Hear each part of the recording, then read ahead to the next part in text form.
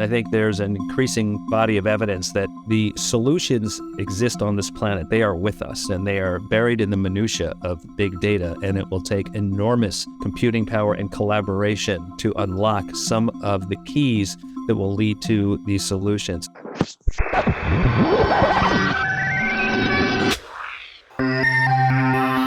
Hello, everyone, and welcome to Connecting ALS. I am your host, Jeremy Holden. 2023 is shaping up to be a big year in the fight against ALS. In April, the U.S. Food and Drug Administration is set to decide whether to approve tofersen for the treatment of SOD1 ALS, a story we will be following closely here on Connecting ALS.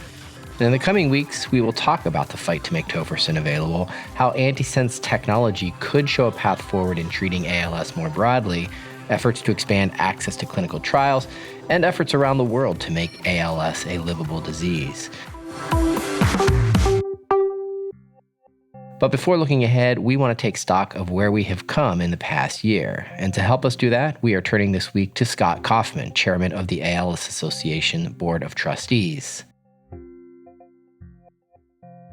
Well, Scott, thank you as always for being with us on Connecting ALS. My pleasure, Jeremy. Nice to see you again and hear you. Well, it's an exciting time. I mean, we're bringing this episode to listeners at the beginning of January. I think we all say this and get this feeling every year. It's hard to believe it's 2023. Before we do look ahead, though, the association put out in December, as it's done for the last several years, a report kind of wrapping up some of the victories and some of the progress that had been made during the previous calendar year. So as you reflect back on 2022, what are you proud of? What do you think worked well and really sets us up for success going forward? Well, it's hard to talk about 2022 and not talk about Relyvrio, the third FDA-approved drug, on the market today. Sure. The hope that comes along with any new therapy, and whether it's administered as the sole therapy or as in many cases for people living with ALS on top of riluzole or something else, it appears to have effect. And so, that in and of itself, given the longevity of this disease and the lack of therapies, and certainly the lack of a cure at this point, any step forward in the scientific world is a huge step forward. I also think about what happened with the Congress, the Act for ALS at the end of last year, and some of that money now, coming into the market. So it's a time of, I think, great opportunity and great optimism. Of course, in our world, optimism is always guardrailed by the reality of the challenges of this particular disease. But I think, between what's happening in the research community, along with what's happening in areas of assistive technology, this notion of making it a livable disease and extending not just life, but the quality of life is something that we've taken great strides on in the last several years. And it always helps to have new therapies to aid and abet what's happening over in, what I'll affectionately refer to as gadget land around assistive technology.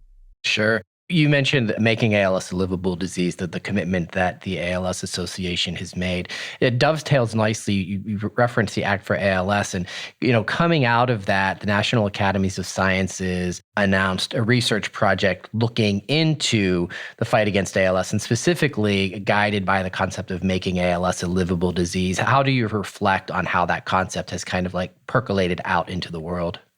Well, I come from Silicon Valley in the venture community, where you place a lot of bets initially, but you always want to keep some powder dry, in the event that, any one of your investments is really showing progress. And so the Act for ALS, which is over a 5-year time span, includes money not just for new original research, but also for early access to existing therapies. And I like this notion of playing the long game, in a sense, of making sure that the money is still available when something becomes promising. That we, of course, measure that against the tremendous urgency of trying to get to a solution right now for everyone living with the disease today. So it's a challenge, but I like the way it's been structured, and am hopeful that, as the community says, more shots on goal will result in another breakthrough of one form or another. And then when that happens, the reserves and the resources will be there to pursue it aggressively and bring it to market. Yeah, I want to talk about some of those shots on goals, and one in particular that's on the short-term horizon. But before we get to that, 3 new certified clinics came online in the past calendar year. Another 30 are under consideration. So when you look at kind of expanding the map of multidisciplinary care and the way that the community can access the best care available, what does that say about the progress that's been made and where we're going in that front? One of my driving mantras is that the zip code you're born into shouldn't determine the quality of care that you get. And if you think back just 10 and a half years when my son was diagnosed and it was still called Lou Gehrig's disease, and look at the map today, the increasing awareness of the disease, now referred to as ALS, thanks in large part to the Ice Bucket Challenge, but also the ability to identify it earlier. So you've got, a shorter path to diagnosis with greater awareness. And then the clear research about the impact of multidisciplinary care and the big push forward to certified treatment centers of excellence.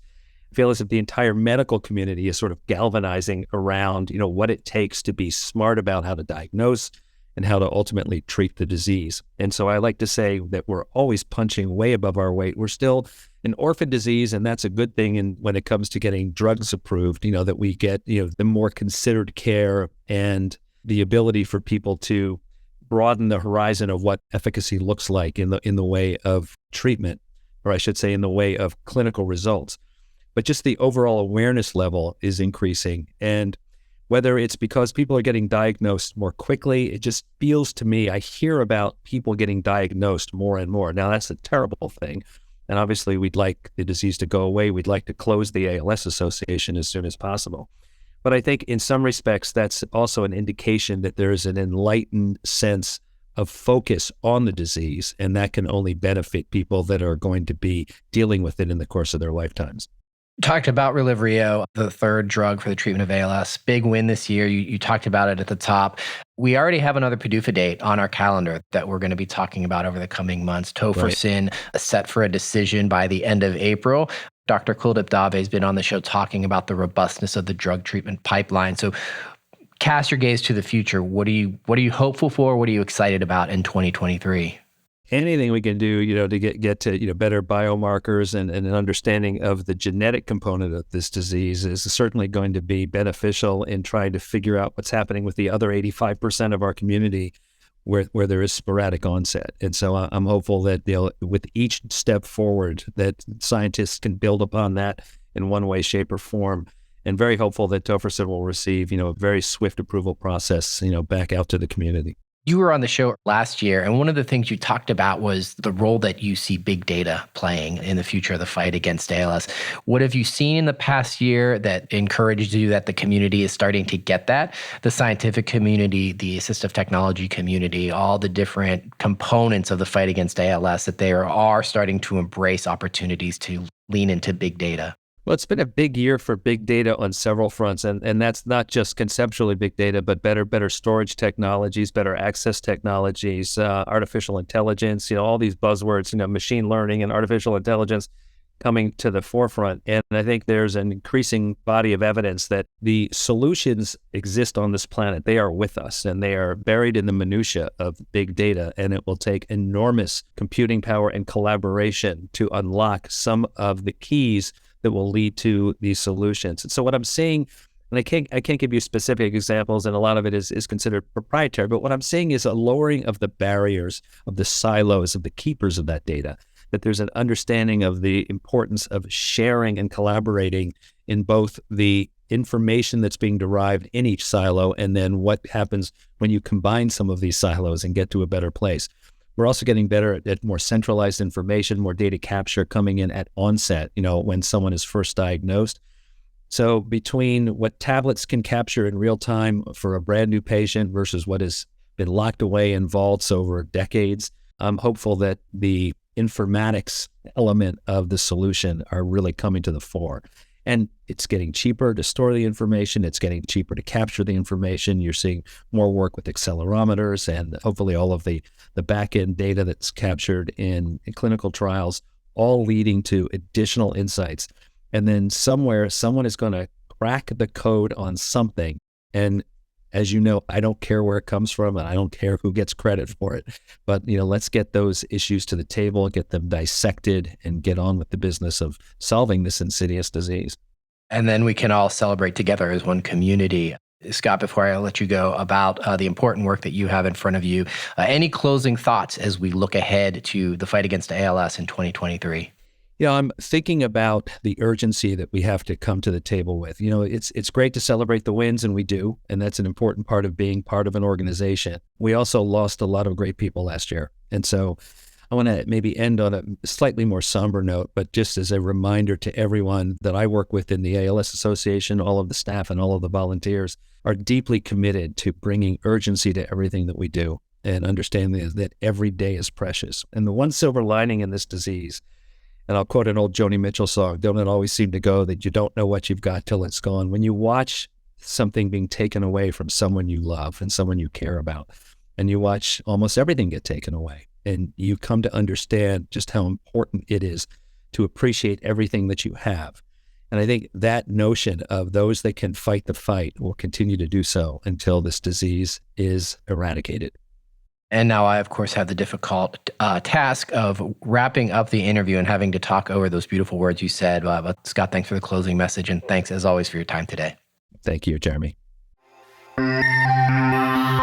I want to thank my guest this week, Scott Kauffman. And be sure to check out the ALS Association's year-end report for a deeper dive into the progress made in our fight in the past year. And we can share a link to that in this episode's show notes.